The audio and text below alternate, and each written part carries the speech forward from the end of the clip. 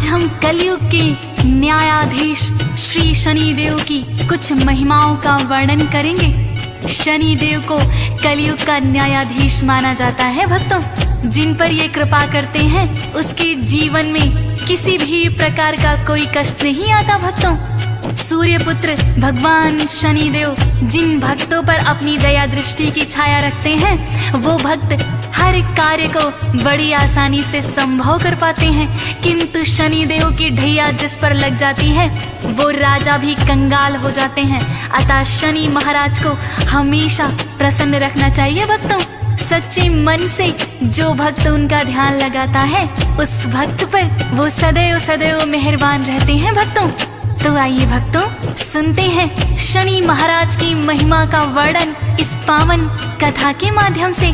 मेरे साथ मिलकर बोलिए शनिदेव महाराज की जय।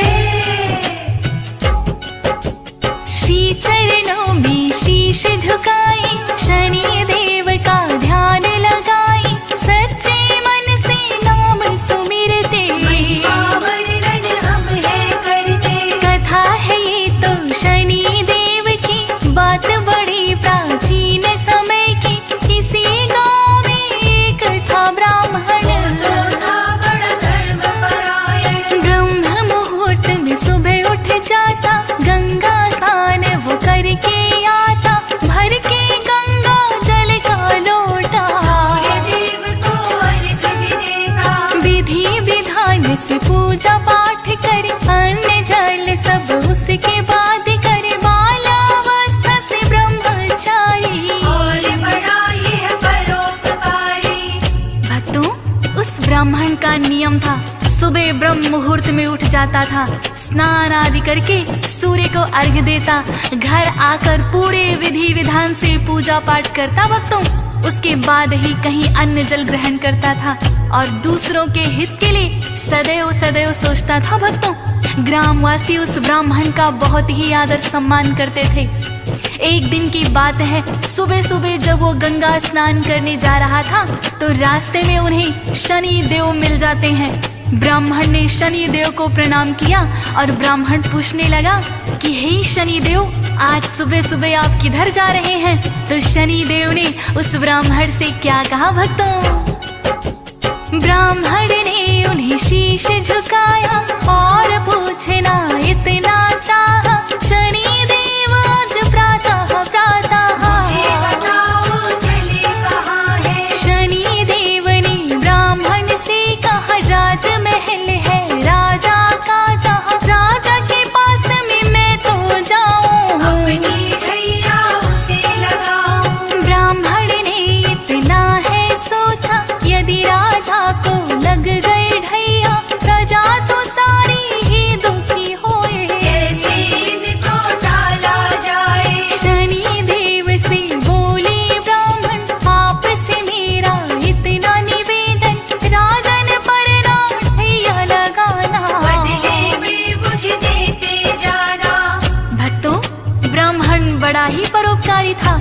उसने सोचा यदि राजन पर शनि के ढैया लग जाती है तो सारी प्रजा दुखी हो जाएगी, क्यों ना शनि के ढैया को मैं अपने ऊपर ही ले लूं। उन्होंने शनि देव से प्रार्थना की कि हे शनि देव, आपसे मेरी इतनी विनती है कि आप हमारे राजन पर अपने ढैया ना लगाएं, बदले में आप मेरे ऊपर ही लगा दें। शनि देव कहने लगे, हे ब्राह्मण, तुम एक बार फिर सोच लो। ब्राह्मण निश्चय का पक्का था। भक्तों, शनिदेव से कहने लगा कि हाँ शनिदेव, मैंने सोच लिया, आप राजन के बदले में ढैया मेरे ऊपर लगा दीजिए। शनिदेव कहने लगे, कितने वर्षों के लिए लगाऊं? तो ब्राह्मण बोला, हे महाराज, वर्षों तक तो मुझसे ना सही जाएगी। ब्राह्मण का था इतना कहना, वर्षों तक तो होगी सहना, इतनी सी कृपा बरसा दो, के लिए लगा दो। शनि देव ने बात मान ली, ढैया है ब्राह्मण पर लगती, गया ब्राह्मण गंगा स्नान को, शनि देव ढैया उस पर है, गंगा स्नान रहा वो कर है, सूर्य देव को जल है चढ़ाया,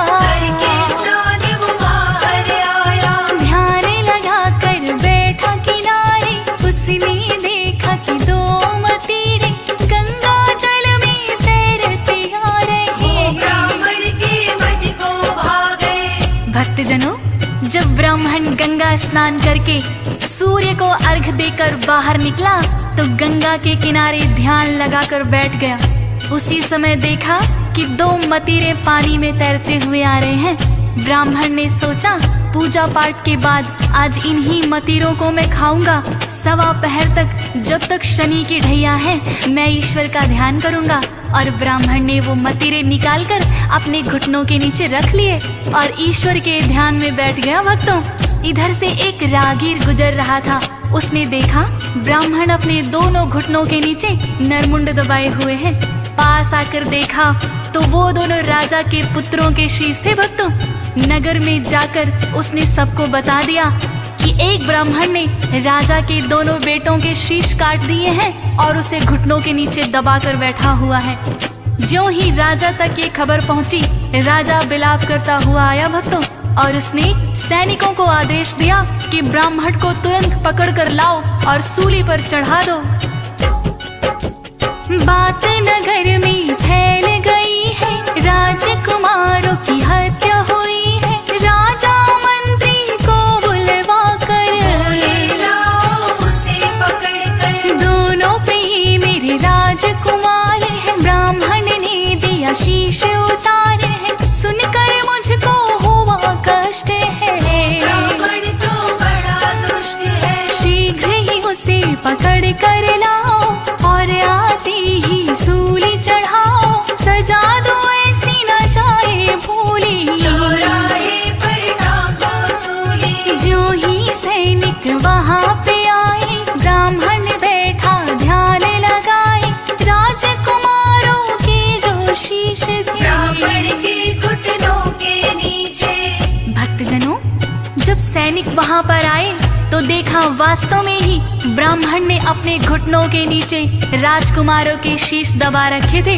ब्राह्मण को सैनिकों ने उठाया।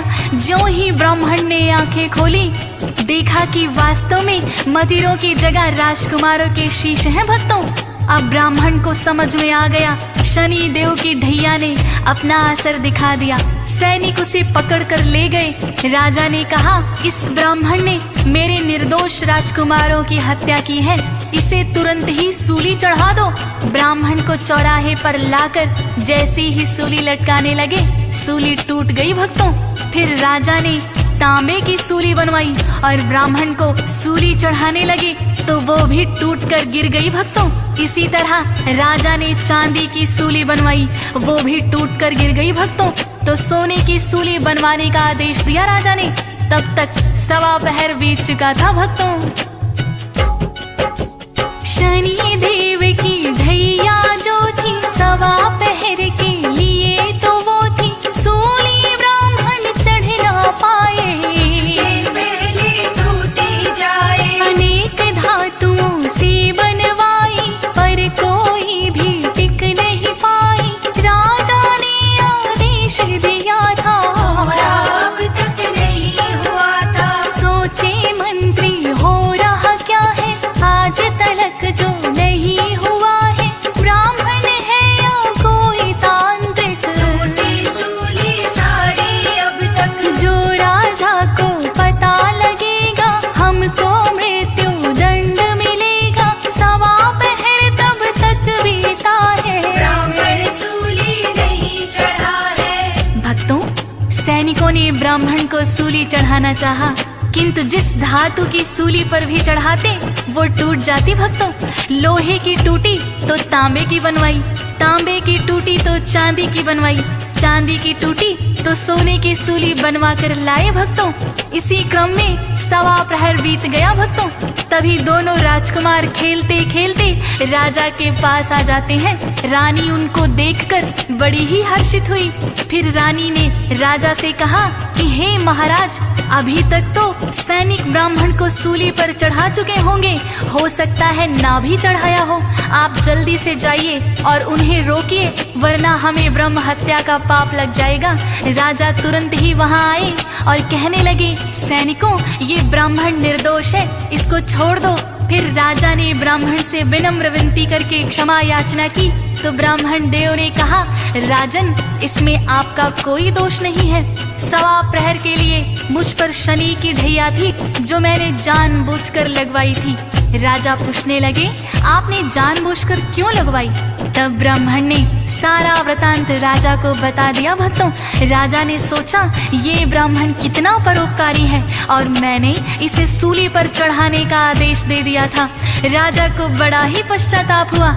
राजा फिर ब्राह्मण से क्षमा प्रार्थना करके पूछने लगा, हे ब्राह्मण देव, यदि शनि की ढैया लग जाए तो उसे किस प्रकार से उतारा जा सकता है? तब ब्राह्मण राजा से कहने लगा, जो शनि की ढैया लग जाए, सोना चांदी उसे चढ़ाए, तांबा या लोहा कर अर्पण, शनि देव होते हैं प्रसन्न। यदि ये संभव ना हो पाए, काले तिल और तेल चढ़ाए, काले उड़द हैं जो भी चढ़ाते, भैया उन पर नहीं लगाते। या फिर आस पास हो पीपल, नित्य नियम से उसको दीजन, प्रार्थना शनि देव से करना, हम पर प्रसन्न आप सदा रहना। ब्राह्मण से राजन ने जाना, अपने मन ही मन है ठाना, मैं भी इनकी करूँ आराधना, ताकि दुख से हो न सामना।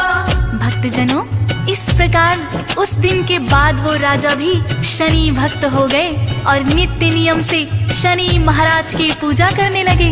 ब्राह्मण को उन्होंने आदर सहित विदा किया। भक्तों, ब्राह्मण ने शनि देव की ढैया अपने ऊपर ले ली थी, उसका भी धन्यवाद किया। भक्तों, शनि देव की वक्र दृष्टि से तो देवता भी नहीं बच पाते, फिर इंसान तो क्या है। इसी तरह की एक और कहानी है भक्तों। जब शनि देव ने सोचा कि मैं भोलेनाथ पर अपनी वक्र दृष्टि डालता हूँ, ये सोचकर शनि देव कैलाश पर आ गए। भक्तों, भोलेनाथ को प्रणाम किया। भोलेनाथ ने उनसे आने का कारण पूछा तो शनि देव क्या कहते हैं भक्तों? सुन लो हे भोले भंडारी, इतनी सी इच्छा है हमारी, मेरी दृष्टि जो है वह एक बार आजमाओ आप पर। बात है मात्र सवा पहर की, डालूंगा अपनी वक्र दृष्टि, हे भोले तुम इसे संभालो, बचने का कोई यत्न बना लो। सुन कर के भोले मुस्काए, मुझ पर ना कुछ असर दिखाए, अपना मन तुम भी बहला लो, अपनी वक्र दृष्टि डालो। भोलेनाथ ने आज्ञा दे दी, डाली शनि ने वक्र दृष्टि, भोलेनाथ को समझ न आया, उन्होंने इससे बचना चाहा।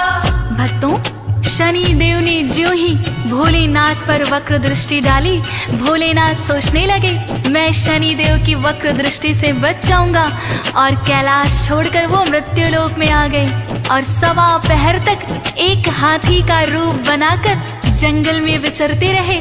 भोलेनाथ सोच रहे थे, भक्तों, शनि देव की वक्र दृष्टि मुझे पहचान ही नहीं पाएगी, और सवा प्रहर तक मृत्यु लोक में हाथी बनकर विचरते रहे। जैसे ही सवा प्रहर पूरा हुआ, भोलेनाथ ने सोचा शनि देव की वक्र दृष्टि का मुझ पर कोई असर ना हुआ, अब तो सवा प्रहर बीत चुका है, मैं वापस कैलाश पर चलता हूँ। भोलेनाथ हाथी की योनि छोड़कर कैलाश पर लौट आए। भक्तों, कैलाश पर आकर देखा शनि देव वहीं बैठे हुए हैं और भोलेनाथ की प्रतीक्षा कर रहे हैं।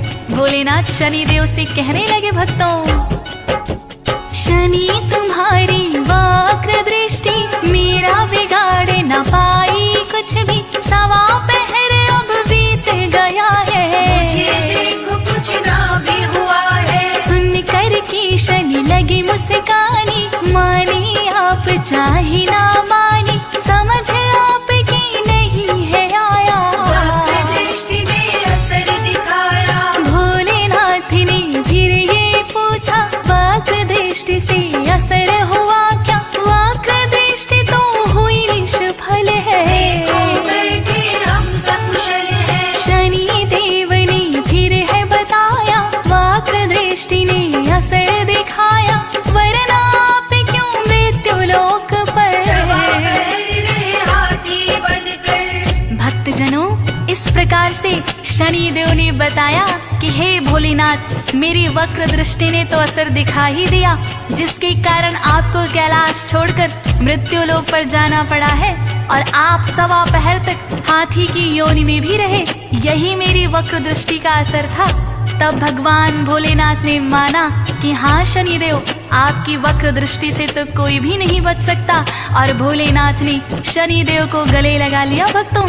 तो इस प्रकार से भक्तों, देवतागण भी शनिदेव की वक्र दृष्टि से नहीं बच पाते हैं। इसीलिए भक्तों का कर्तव्य बनता है कि शनिदेव को हमेशा प्रसन्न रखें और विधि पूर्वक उनकी पूजा करें।